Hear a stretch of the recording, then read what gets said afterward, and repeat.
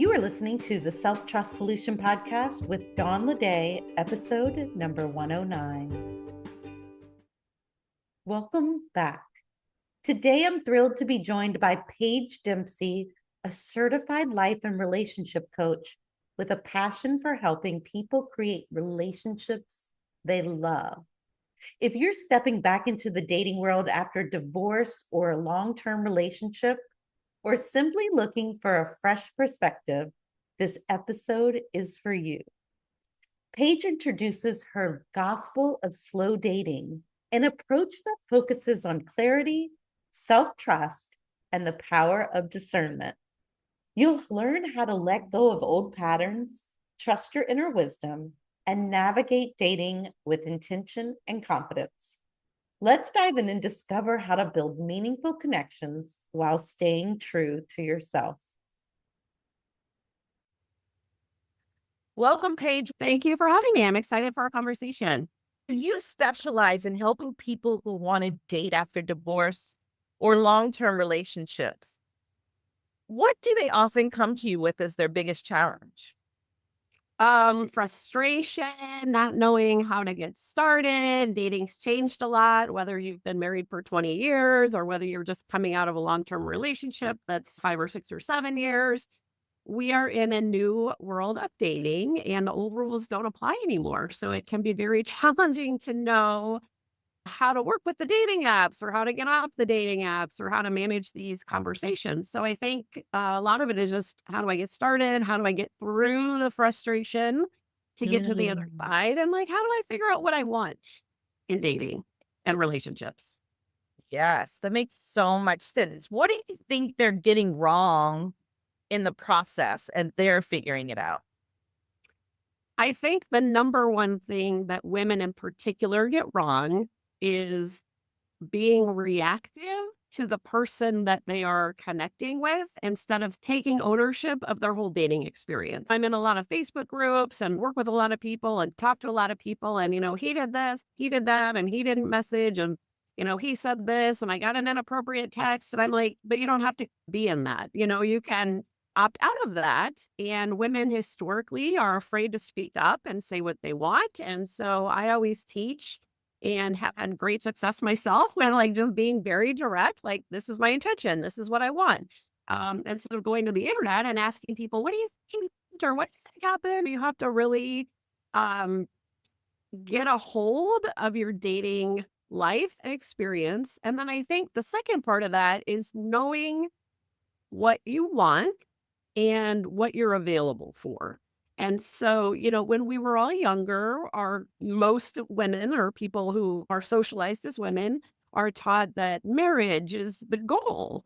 And as you get older, maybe you're in midlife or coming out of a marriage, that might not be the goal anymore. The goal might be companionship. The goal might be a intimate relationship. The goal might be a long-term relationship headed towards partnership again. But if you know better what it is that you want, you'll have a better opportunity to discern if the person you're communicating with is on that path, if they want not just the same kind of relationship you want, but the same stuff, the same values, the same frequency of hanging out, the same level of intimacy, physical or emotional.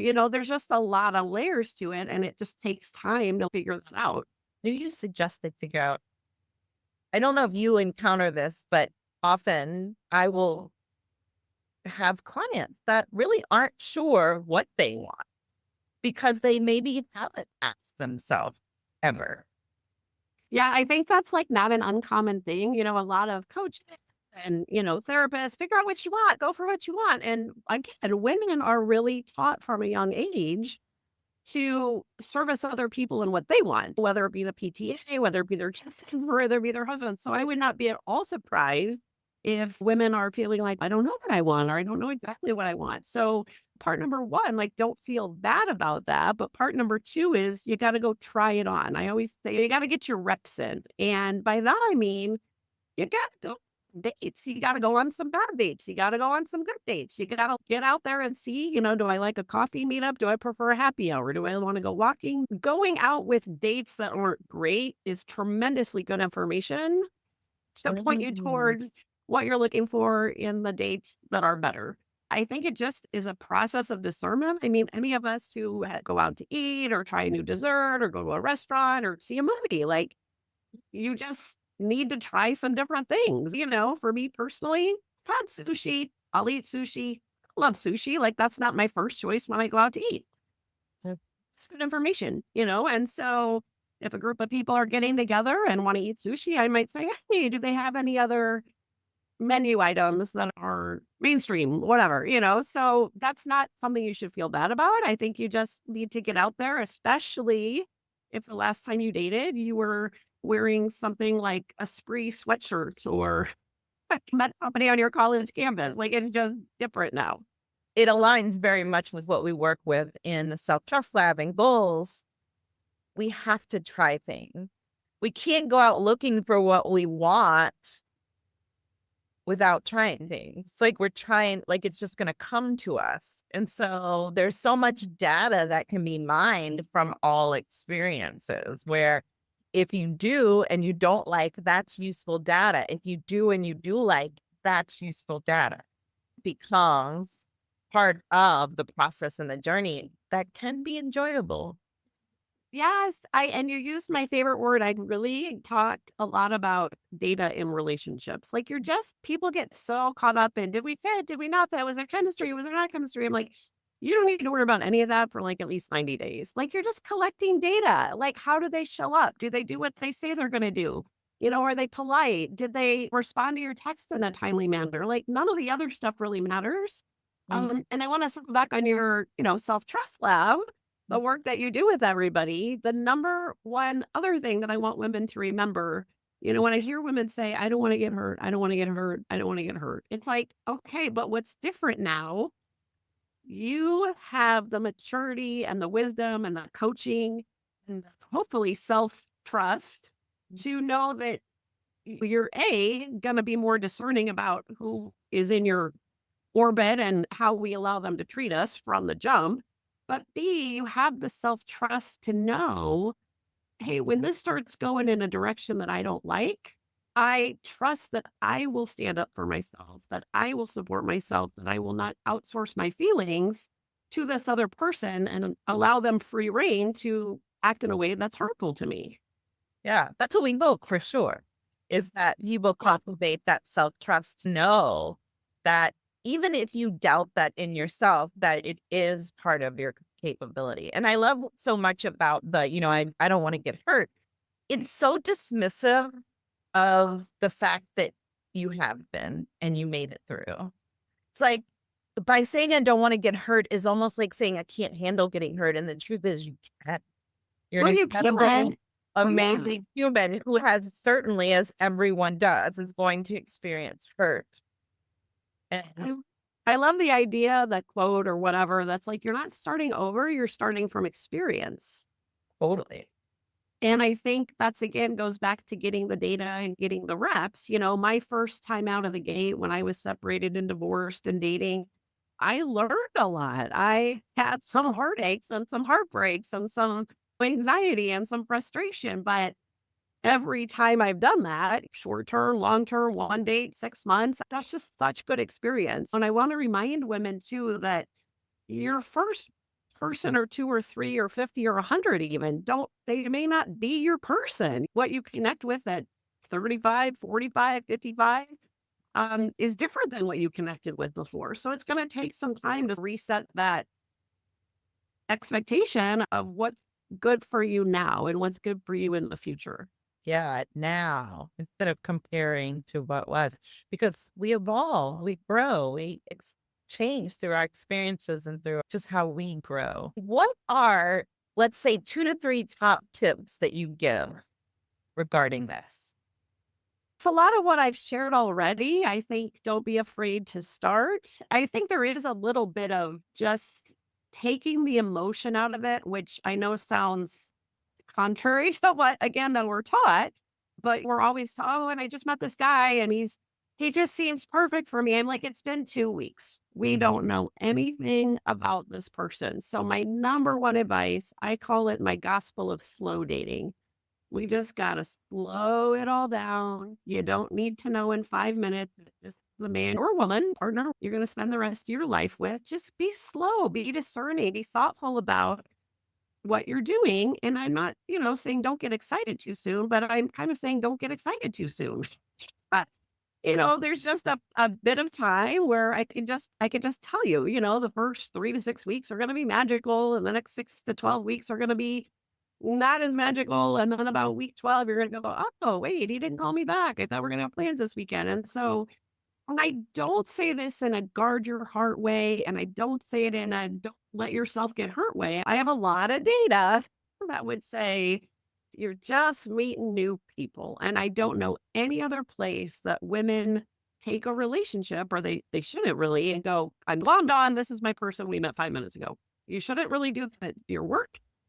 Even if we do it with girlfriends, like sometimes that doesn't always work. So I just think it is helpful to pay attention, show up in confidence with yourself, and let the other person sort of show you who they are.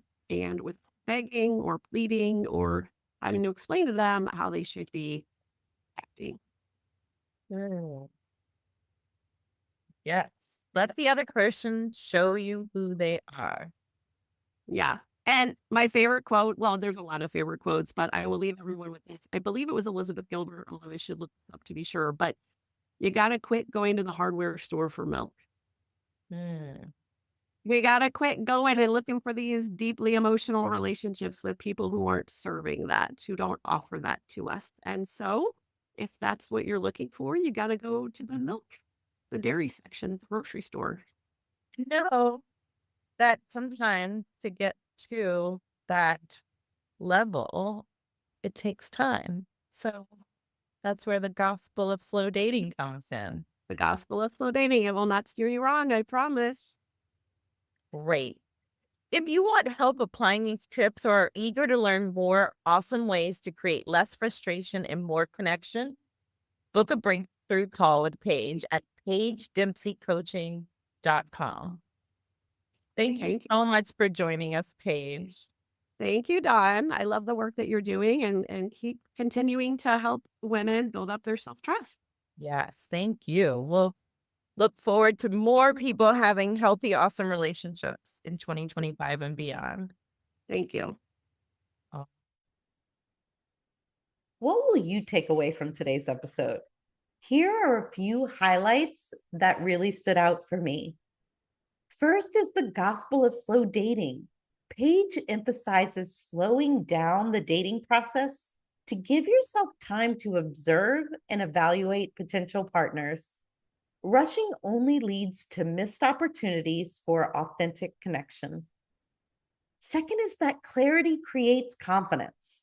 We talk about that a lot in the Self-Trust Coach. Knowing what you want and being unapologetic about it is essential for making decisions that align with your needs and values. So it's no surprise that it shows up in dating and relationships as well. Your relationships should reflect the life you're building. Third is to reframe the fear of getting hurt. Instead of fearing hurt, recognize your resilience and self-trust. You've handled challenges before, and now you can discern and act with wisdom to protect your emotional well-being. Next is to learn from every experience. Each date offers valuable insights about yourself and what you want. It's data that you can collect, whether it's from great dates or not so great ones. Both are essential for building stronger, more intentional connections, both with what yourself and what you want, and with what you're looking for in others. And finally, my favorite, stop looking for milk at the hardware store. Paige reminds us to seek relationships with people who align with our values and emotional needs. Stop investing in connections that don't serve your vision for a fulfilling partnership. Paige shared so much wisdom today, and if you're ready to feel less frustration and more connection in your relationships, book a breakthrough call with her. Paige's expertise and compassionate guidance will help you do just that. You'll find the details in the show notes. Thank you so much for tuning in to today's episode, and a special thank you to Paige Dempsey for sharing her insights on slowing down, trusting yourself, and approaching dating with intention. Whether you're dating after a long-term relationship or simply exploring new ways to connect, this episode was packed with actionable advice to support your journey. Here's to building the self-trust and confidence to thrive in dating and relationships. Because when you trust yourself, you can navigate any challenge with clarity and strength. Be sure to subscribe, share, and leave a review if this episode resonated with you. And remember, every step of your journey is part of your growth. Keep building that self-trust and keep going after what you want. See you next time. The best way to get what you want is to grow your self-trust. And the best way to grow your self-trust is in going after what you want the right way. And the Self-Trust Lab is here to help you do just that. With the proven 3E success method, you'll cultivate unshakable self-trust while making what you want inevitable through practical tools, personalized methods, and master-level coaching. Let's turn self-trust into your superpower and success into your everyday reality. Join us today at theselftrustcoach.com/the Self-Trust Lab.